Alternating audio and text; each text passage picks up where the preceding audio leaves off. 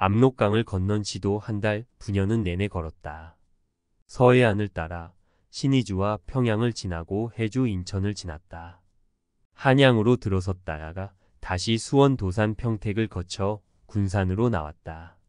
남원을 지나고 광주로 들어섰다. 보아는 무등산이 마음에 들 것 같다며 광주에서 묵자고 했다. 하지만 결국 그들 부녀는 광주를 떠났다. 광주 무등산처럼 아름답고 좋은 곳도 백제에서는 다시 없지만 단지 부녀와의 연대가 맞지 않는다고 보아는 말했다. 그렇게 해서 도착한 곳이 승주군 송광면의 소재한 모우산이었다.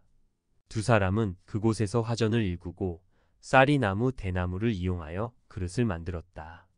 특히 대나무로 만든 죽공 예품들은 저자에 나가기 무섭게 팔려 생활하는데 별 어려움이 없었다. 그렇게 이태 동안을 알뜰히 모아 조그만 초암을 짓고 부처님 한 분을 깎아 모셨다. 그때가 백제 무왕 28년 627이었다. 한편 중국 조정에서는 요동태수 유마운이 사직서를 던지고 어디론가 사라졌다는 소식을 듣고 매우 가슴 아프게 생각했다. 당고조가 천자의 자리를 태종에게 넘기자 태종은 사람을 물색하던 중 요동태수로 있던 유마운이 충성스런 신하였다는 말을 듣고 백방으로 그를 찾았다. 그리고 유마운의 거처를 알아오는 자에게는 황은을 베풀겠다고 했다. 하지만 유마운의 거처를 아는 사람은 아무도 없었다. 압록강을 건너 백제로 갔을 것이라는 제보로 백제 땅에 있는 것은 분명히 알았지만 더 이상은 알 수 없었다. 그때 백제에는 광주 목사로 이을영이라는 사람이 있었다. 그는 숭천지구에 순찰을 나갔다가 어떤 약초캐는 노인으로부터 송광면 모우산에 두 부녀가 새로 초암을 짓고 산다는 말을 들었다. 광주 목사가 모우산을 찾으니 유마운은 거사와 그의 딸 보안의 행색은 남루하기가 이를 데 없었다. 하지만 그들 부녀의 얼굴에는 보통 사람에게서는 볼 수 없는 어떤 청초함이 있었다. 표정은 한없이 진지했고 늘 사색하는 생활을 했다. 초암에 모셔진 유마운이 조각했다는 불상도 꼭 그의 모습을 그대로 빼다 박은 듯 했다. 광주 목사는 이들 부녀를 위해 절을 짓고 불량답까지 하사했지만 중국 조정에는 알리지 않았다. 그것은 광주 목사의 욕심이기도 했다. 그처럼 티 없이 맑고 순박한 사람을 중국에 빼앗기고 싶지 않았던 것이다. 그 뒤로 절을 점점 제자리를 찾아갔다. 찾아오는 신도도 많아지고 심지어는 운수납자들도 모여들었다. 유마운 거사는 그 절을 자신의 이름을 따서 유마사라고 붙이고 법당의 편액은 보안당이라 내걸었다. 딸 보안의 이름을 그대로 쓴 것이다. 절이 커지자 연부를 맡아서 할 부전 스님이 필요했다. 그래서 그들 부녀는 성덕산 관음사에서 공부하는 정연 스님을 모셔오게 된 것이다. 이때 보안은 이미 어엿한 처녀가 되어 있었다. 모우산에 절을 짓고 산지 벌써 10년이란 세월이 흘렀던 것이다. 유마사에 온 정연 스님은 차차 시간이 지나면서 보안에게 끌리기 시작했다. 워낙 뛰어난 미인인데다가 남달리 지혜가 있어서 언어와 행동 하나하나가 모두 법도에 맞았다. 하지만 유마운 거사가 늘 곁에 있어서 짬을 낼 수도 말을 붙일 수도 없었다. 정연 스님은 처음에는 누이 동생처럼 생각하고 지냈지만 그것도 잠시였다. 어느 날 유마운 거사는 조용히 숨을 거두었다. 지난밤까지만 해도 멀쩡하던 분이 다음날 아침 예불을 마치고 나서도 보이지 않자 정연 스님은 거사의 방문을 두드렸다. 기척이 없었다. 보안이 달려왔고 부복과 대중들이 달려왔다. 방문을 열고 보니 유마운 거사는 앉은 채로 세상을 뜬 것이었다. 방 안에는 이름 모를 향내가 가득했다. 그리고 그뿐 방 안에는 친구도 경전도 없었다. 다만 그가 깔고 앉은 방석 하나가 그 방 가구의 전부였다.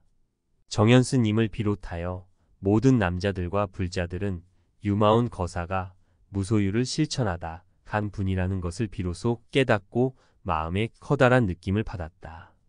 그는 갔다. 72세 동안 세상의 온갖 풍파를 겪다가 마지막 10여 년간은 무소유로 살다가 갔다. 정현수님은 보안 처녀를 도와 유마운 거사의 장례식을 성대하게 치렀다.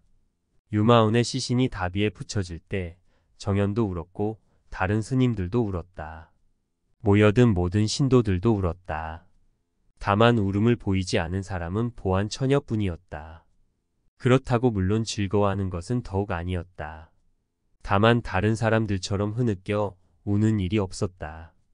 그녀의 모습은 평소처럼 매우 담담했다. 정현수님은 생각했다. 아버지의 정을 받아보지 못한 그에게 있어서 유마운 거사는 아버지와도 같은 그런 분이었다.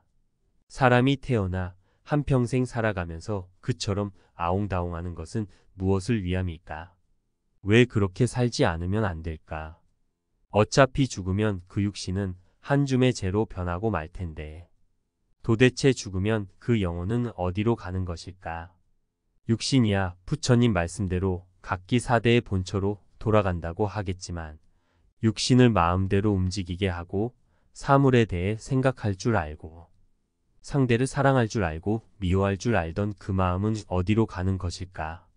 사람은 죽지 않으면 안 되는 것일까? 아니, 죽음이 도대체 뭘까? 무엇을 일러 죽음이라고 할까? 정현수님의 의문은 끊임없이 이어졌다. 젖은 갈 때 뭘 가지고 가는 걸까? 그토록 애지중지하던 육신조차도 버려야 하는데 뭘 가지고 갈까라는 생각 자체가 부질없는 것이리라. 남기고 벌릴 것이 있다면 그것은 육신이요. 온갖 감관으로 인식할 수 있는 것들이겠지만 인식하던 그 자체는 무엇일까? 생전에는 영과 육이 분리될 수 없던 것이 죽음이라는 하나의 장대한 의식을 통해 분리되는 것일까? 분리되는 것을 누가 증언이라도 한 것일까? 스님, 이젠 그만 돌아가시지요. 날씨가 제법 쌀쌀해요. 보안 처녀의 말에 정현수님은 비로소 본래 그의 세계로 돌아왔다. 어쩌면 그것은 그에게 있어서 가상의 세계일지 모른다. 실상의 세계, 본래의 세계는 전혀 다른 곳에서 그가 본래의 세계라고 생각하는 세계를 훔쳐보며 혼자 키득거릴지도 모른다. 온 산야를 불태워 버릴 듯하던 불꽃도 사그라져 갔다. 바람이 불어와 가끔씩 죽음의 세계를 확인이나 하듯 쟤를 이리 날리고 저리 날렸다. 기러기 한 마리가 창공을 가르고 날아갔다. 짝을 잃고 헤매는 외기러기 같았다. 기러기는 한 점 흰 구름 속으로 숨어버렸다. 상꿩이 길게 여운을 남기며 두 번 울었다. 정현수님은 앞서 걷고 있는 보안 처녀의 뒷모습을 보며 현실로 돌아와 있었다. 상복을 입은 여인은 더욱 안아주고 싶다고 하더니 하얀 상복을 입은 보안이 더욱 청초하고 아름답게 느껴졌다. 그는 보안의 상복을 투시해 상상의 나래를 폈다. 이제 조금은 자유로울 것 같았다. 사실 유마운 거사가 방해물이기도 했던 건 분명하다. 이제 그는 알 수 없는 세계로 먼저 떠났다.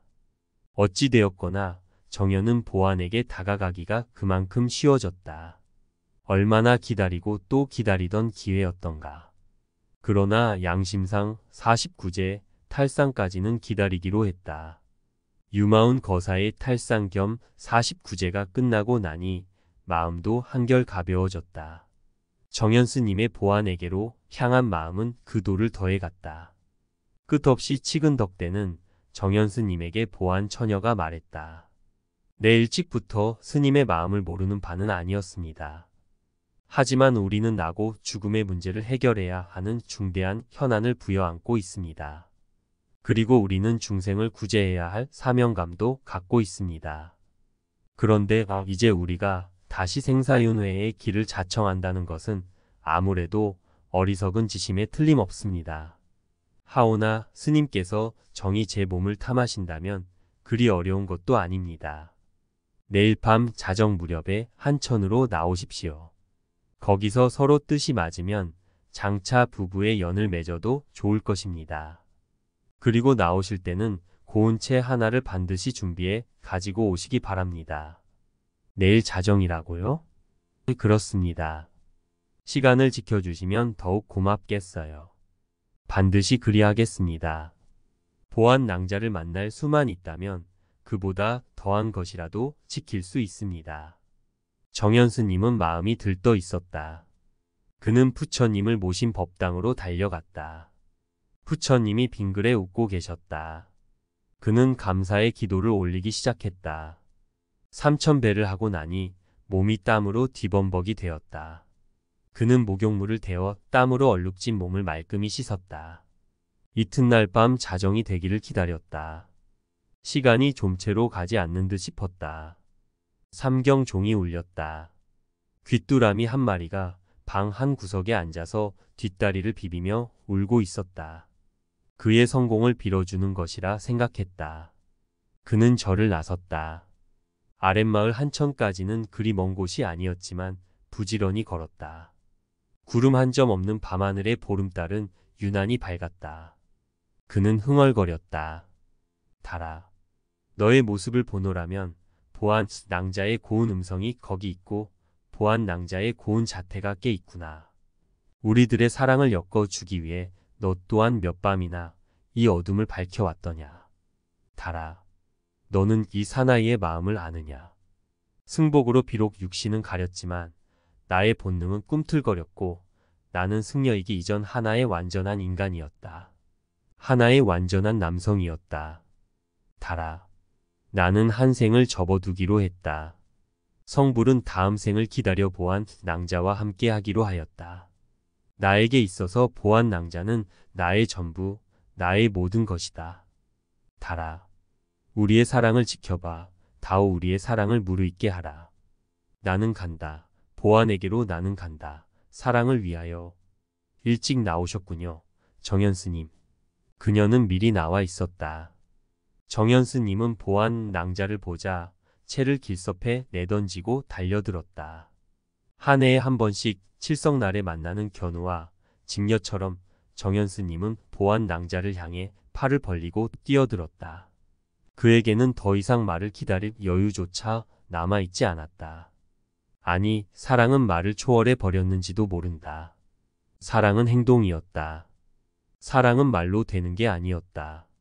사랑은 문자의 표현 너머에 자리하고 있었다. 보안 낭자가 옆으로 한 걸음 비켜섰다. 잡을 것을 놓쳐버린 정현스님은 그 자리에 우뚝 섰다. 그는 다시 몸을 옆으로 틀었다. 이번에 놓치면 영영 다시는 붙잡을 수 없으리라는 불안감이 그를 초조하게 만들었다. 정현스님. 보안 낭자의 목소리가 유난히 맑았다. 해맑은 미소가 거기 있었다. 보안이 다시 말했다. 스님, 정현스님, 채는 가지고 오셨어요. 어서 내놓아 보세요. 그제서야 정현스님은 길섭해 던져놓은 채를 주워왔다. 물도 새지 않을 만큼 가는 채였다. 채를 받아든 보안 낭자가 진지한 표정으로 말했다. 이제 스님과 저의 인연이 잘 어울리는가를 시험해 볼 차례입니다. 그야 시험해 보남 하나입니다. 글쎄요, 저도 그렇게 생각합니다만이라니 정현스님은 끝에 한 글자가 덧붙여 있는 게 영 마음에 들지 않았다. 만자 하나는 멀리 집어던져 버리고 싶었다. 생각 같아서는 옆에 지천으로 깔려있는 돌멩이를 주워 그 만자를 지시겨 버리고도 싶었다. 보안이 웃으며 말했다. 이 채로 저 물속에 달을 건지는 것이에요. 물속에 달을 이 채로 건진다고 하셨습니까? 그게 어떻게 가능하겠습니까? 안 되면 둘 다 안 되는 거겠지요. 일단 둘이 다 못 건지면 내가 스님의 아내가 되지요. 그리고 스님이 건지고 내가 못 건져도 저는 스님의 아내가 되겠습니다. 보안 낭자가 제시하는 말을 듣는 순간 정현스님은 일이 거의 성사된 것이나 다름없다고 생각했다. 그렇다면 설사 자신이 못 건진다 하더라도 괜찮은 내기였다. 하지만 스님, 만일 제가 이 채로 달을 건져 올리면 그때는 각자 자기의 직분을 지키며 열심히 정진하고 공덕을 닦는 것입니다. 어때요? 스님께 별로 불리한 조건은 아니지요? 그녀는 생긋 웃었다. 밝은 달빛을 받아 그녀의 피부는 더욱 희게 보였다. 정연 스님은 약속했다. 좋습니다, 보안 낭자. 낭자의 제안을 받아들이겠습니다. 하지만 낭자께서 만일 달을 건지시지 못하면 제가 건지든 못 건지든 상관없이 제 아내가 되는 것입니다. 호. 그렇게 하죠. 자, 스님께서 먼저 하세요. 정연 스님은 채를 들고 물가에 허리를 굽혔다. 정연 스님은 자신이 달을 건지지 못해도 좋았다. 그는 이미 마음이 분열되어 있었다. 중요한 것은 보안 낭자가 달을 건지지 못하도록 기도를 하는 것이었다. 그것이 일단 자기 자신을 위한 것이라 해도 남이 잘못되기를 바라는 마음은 분열의 세계로 곤두박질을 치는 법이다. 달을 건져 올렸다.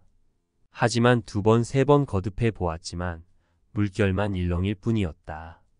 둥근 달이 흔들리고 있었다. 달은 1000갈래만 갈래로 깨어지고 흩어져 물 가장자리로 달아나 버렸다가는 다시 모이고 모였다가는 다시 깨어져 버렸다. 곁에서 지켜보던 보안이 말했다. 이제는 제가 건져볼 차례입니다.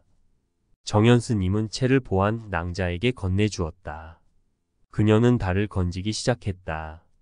그녀의 달 건지는 모습을 바라보는 정연 스님의 마음은 말할 수 없는 초조와 불안으로 죄어들었다. 보안 낭자는 달을 건졌다. 채로 물속에 비친 달을 건져 올린 것이다. 아니, 물속에 있는 달을 건져 올린 게 아니었다. 채에 담긴 물이 밑으로 새지 않고 마치 바가지처럼 담겨 있었던 것이다. 채에 담긴 물속에 또 하나의 달이 밝게 웃고 있었다. 보안 낭자가 말했다. 정연 스님, 할 수 없군요. 스님은 달을 건지지 못했고 저는 달을 건졌습니다. 이제 우리는 각자 자신의 위치에서 불도를 닦는 일에 매진을 해야겠습니다. 정연 스님은 할 말이 없었다. 절로 올라가는 보안 낭자의 뒷모습을 바라보며 참패감으로 물에 몸을 던져 버리고도 싶었다. 이제 무슨 낯으로 보안 낭자를 대할 수 있단 말인가. 그 시각부터 정연 스님은 말을 잃어버렸다. 절에 돌아왔지만 법당에 들어가고픈 마음도 없었다. 만사가 귀찮았다. 그런 일이 있고 난 후 며칠이 흘렀다. 하루는 보안 낭자가 정연 스님을 불렀다. 스님, 제가 이 몸을 스님을 위해 바치겠습니다. 그러니 너무 그렇게 풀죽은 모습으로 살지 마십시오. 제 아내가 되어 주시겠다고요? 그것이 정말입니까? 정말이고 말고요. 스님은 소가만 살아보셨습니까? 저를 따라 오시지요. 그리고 그녀는 법당 쪽으로 발길을 옮겼다. 정연 스님은 어디서 그런 용기가 생겼는지 보안 낭자를 앞질러 가서 법당 문을 열어 젖혔다. 그녀는 법당 안으로 들어갔다. 정연 스님도 법당 안으로 들어섰다. 법당 문을 닫을 생각도 없이 그는 보안 낭자의 행동을 주시하고 있었다. 그녀는 소매 속에서 조그마한 칼을 꺼냈다. 칼은 문을 통해 살며시 들어온 햇빛을 받아 반짝 빛났다. 그녀는 성큼성큼 불단 쪽으로 걸어가서는 부처님 뒤에 모셔놓은 탱화를 칼로 긋기 시작했다. 마치 신들린 여인처럼 칼끝을 놀렸다. 탱화를 떼어내어 법당 마룻바닥에 깔았다. 정연 스님은 그녀의 행동을 제지할 수 없었다. 그녀의 행동 하나하나가 너무도 진지했기 때문이었다. 탱화를 깔고 난 여인은 저고리 옷고름을 풀었다. 정연 스님이 보고 있는데도 돌아서지 않고 옷고름을 풀고 있었다. 그녀의 손놀림은 거룩한 의식을 접전하는 듯 매우 진지하고 엄숙했다. 저고리를 벗자 속옷이 드러났다. 가슴에 2개의 볼륨이 살아서 꿈틀거렸다. 작은 가슴이었지만 볼륨은 컸다. 정연 스님은 피가 거꾸로 흐르는 느낌의 아찔한 현기증을 느꼈다. 부처님이 돌아가고 있었고 대들보도 도리도 석가래도 돌아가고 있었다. 법당이 흔들리고 있었다. 정연 스님은 넘어지지 않으려 발가락에 힘을 주었다. 그녀는 치마를 벗었다. 잠자리 날개인 양 속치마가 모습을 드러내었다. 그녀를 바라보는 사내는 몸의 한 부분이 평소와 다르다는 것을 느꼈다. 그때 부처님의 탱화의 눈길이 갔다. 사내는 제정신으로 돌아왔다. 그는 스님의 모습으로 마음으로 되돌아왔다.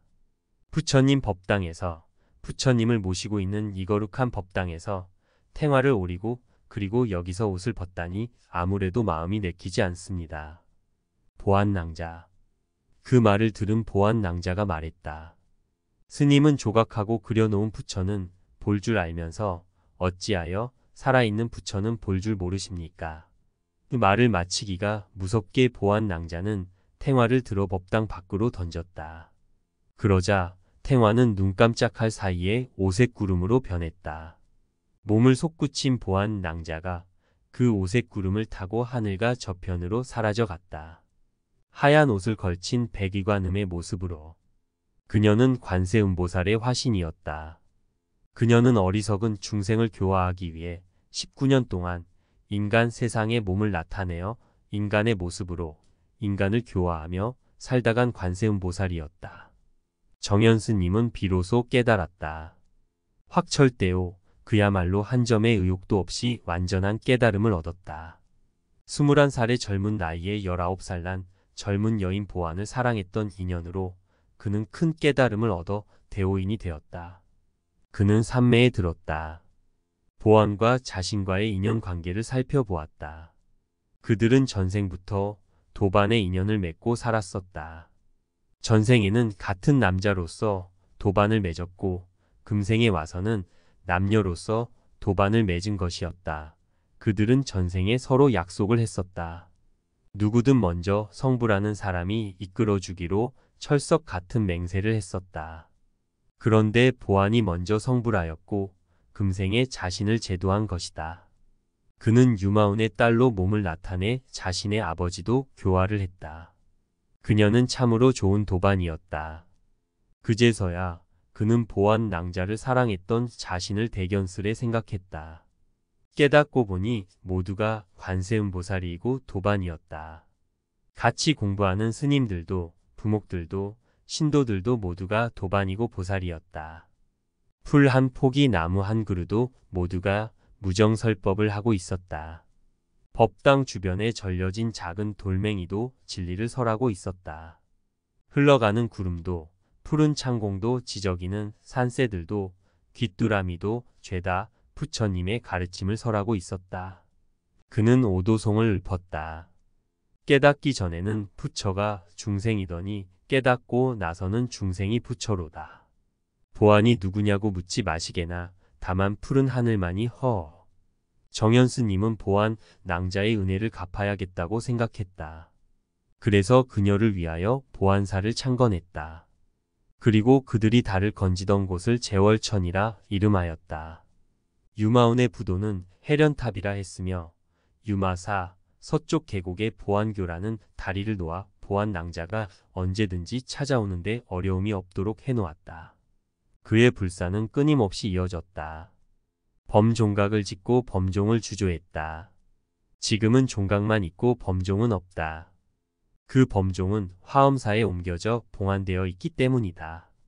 특히 보안교는 정현스님이 인부들을 시켜 모우산에서 바위를 운반에다 세우려 했다. 하지만 워낙 바위가 커서 수많은 인부들이 동원되었지만 꿈쩍도 할 수 없었다. 그때 보안 낭자가 어디선가 나타나 그 바위를 치마폭에 담아 옮겨주었다.